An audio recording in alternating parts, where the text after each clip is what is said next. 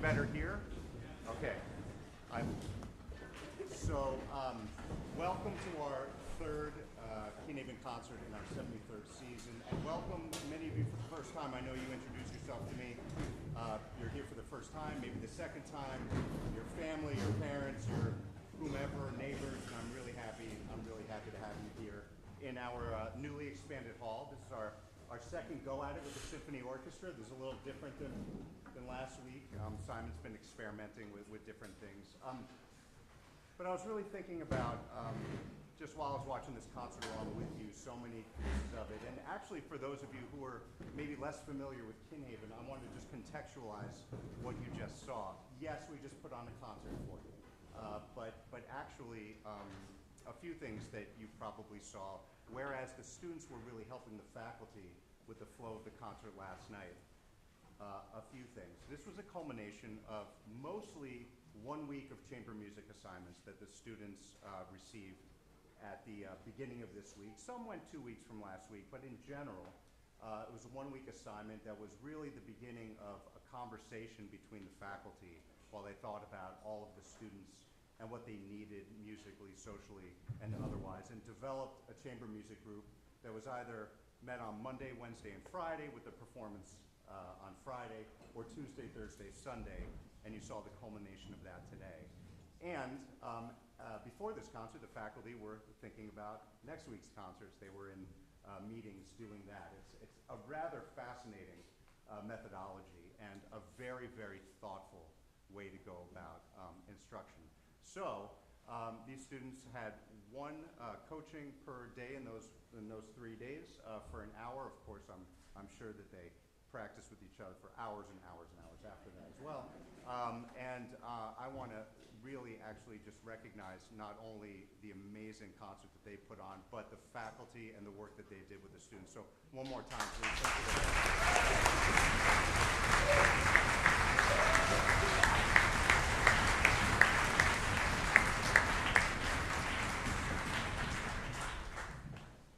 Another thing I spoke about last night, which I won't today because I just don't know who's back, but I was just talking to some people about an op-ed that I decided to write. I know Vermont was talking about legislation that would ban cell phones in schools, and I wrote to them letting them know that we've been doing this here for years. I don't like using the word ban. Everybody kind of just takes a break for a few weeks, and actually that's what you saw is actually a culmination of that as well. If you're looking around, everybody's looking at each other in the eyes and having actual conversations, reading a book, and obviously making some beautiful music. So I'd be remiss if I didn't mention that as well.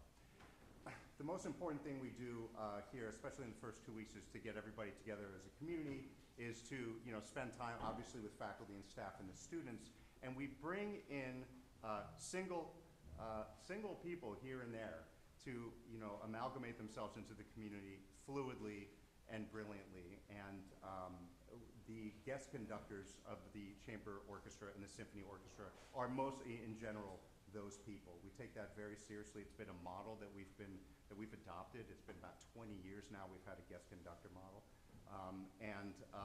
Really, I'm really thrilled to welcome a longtime, not only friend, but a brilliant musician and educator back with us. This is the final day of his 2 weeks here. I know that is a very bittersweet thing for Simon. It's a very, very bittersweet thing for me and the students. But really, I hope you enjoy just watching the magic that has happened when everybody's just together with Simon. He's experimented with this new hall.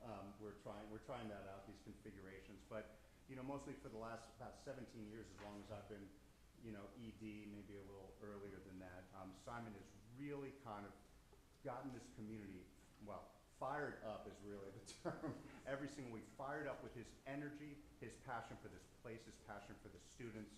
I'm sure that you'll hear it in the music that we experienced together today, but please welcome Maestro Simon Maxwell.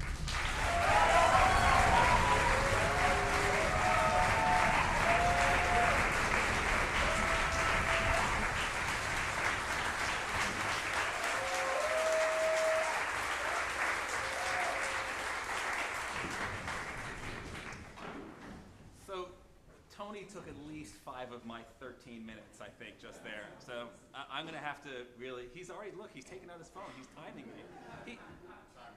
It's not that I'm restricted. It's just that I lose some kind of cosmic bet every time I go over the 13 minutes. All right, so last week we played the first and fourth movements of this symphony. Today we're going to play the third and fifth.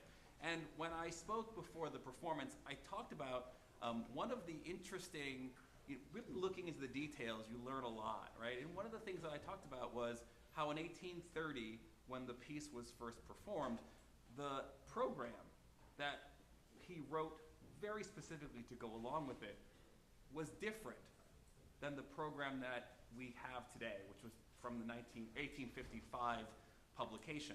And the critical difference was everyone, I think a lot of us know this story, but the sort of famous story about it is he falls in love, Berlioz, true story, falls in love with a Shakespearean actress in Paris, who playing Ophelia, falls madly in love, is rebuffed, and in a fit of hopeless romantic despair, he takes a large amount of opium and it goes on a really bad trip and has this sort of and tells a story about what it was like. But what I relayed last week was that in 1830, the first time it was performed, there was a critical difference in the story from the one we know, and that is that in the story that he originally wrote, he only takes the opium after the third movement, right? And so it's the fourth and fifth movements, which are these hallucinations, and what came before is actually meant to be lived experience. Now, the reason why I'm repeating that is because it tells you something about what we're about to do. The third movement we're about to play, if you go back to the original conception, which he changed in his mind, but doesn't change what he was originally thinking, it tells you a very different story. The piece begins, we have this great starting place where we're going to have two shepherds piping to each other from across the mountains, right? And Berlioz is in the country. And instead of being about his story of love, it's the story of a very beautiful thing that we've seen in music before. Beethoven wrote a piece about it as well, the Pastoral Symphony, about just the wonder and peace and beauty of being in the country. Well, here we are. But what happens over the course of it is he remembers his love during it. It comes back in the melody called the idée fixe, the fixed idea. Now, the reason I wanted to emphasize this idea about it, the original version being his true experience, is because in this, it's not, I think, that she appears in the country and rejects him. And then the story changes. I'll tell you what happens at the end of it. It's rather that this fixed idea is what we would call in modern psychology a stuck thought. He can't break himself away from his obsession. It's just stuck with him. And so even in this moment of repose and beauty and peace, it comes in. And then what he writes, again, this is the real version, it's happening in reality, he hears a storm begin to brew, and we hear this incredible invention, which had never been done before. Composers had used timpani to represent thunder. Again, Beethoven had done it. But this idea of 4 timpanists, each with their own drum, creating the thunder, it's a whole different level of verisimilitude and detail. And then, while they're playing, we hear one of the shepherds alone, no longer with the pair. The narrative is very clear. Metaphorically, for him, what he's saying, his experience is, it starts with hopes of conversation and being together, and ends in despair and aloneness. And at that point, he takes his opium. And things go really bad, right? The fourth movement, of course, he imagines he's killed his beloved, he's marched to the gallows, his head is cut off. Whip, whoop, whoop, whoop. We had the actual representation. And then, that's not enough, the next movement is a witch's sabbath in which he, dead, is brought back and mocked by a coven of witches run by his beloved, of course, right? All of them jeering and mocking at him and laughing. And again, I mean, Berlioz, this is 1830. I told you, I said last week, it's 6 years after the premiere of Beethoven's Ninth Symphony. The level of invention in this music that is in this movement is in all of the whole piece is absolutely extraordinary. I mentioned the timpani. There's harmonic things that occur, rhythmic things that occur, instrumentation ideas that just literally no one ever conceived of anything like it. It was the most radical music anyone had ever imagined. Really interestingly, by the way, before we go and play it for you, I'll say, of course you're assuming that part of the story is that everyone hated it. Well, interestingly, not everyone hated it. What it was truly divisive. Yeah? Some people thought it was just the nastiest piece of noise ever created. But by 1830, the Romantic artistic revolution was in full sway.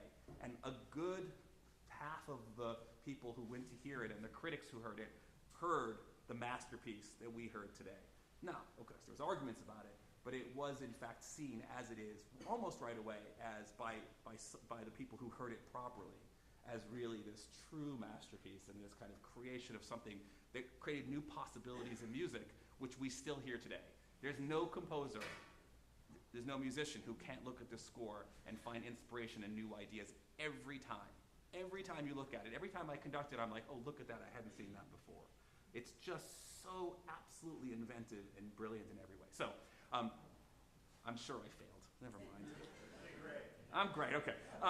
We're just going to jump right in, and we're going to play the third and fifth movements for you. Again, try to remember that that we've broken the narrative by breaking the movements, but it's the best sequence for us pedagogically, so that's why we do it this way. And with that, we're going to do the third and fifth movements of Berlioz.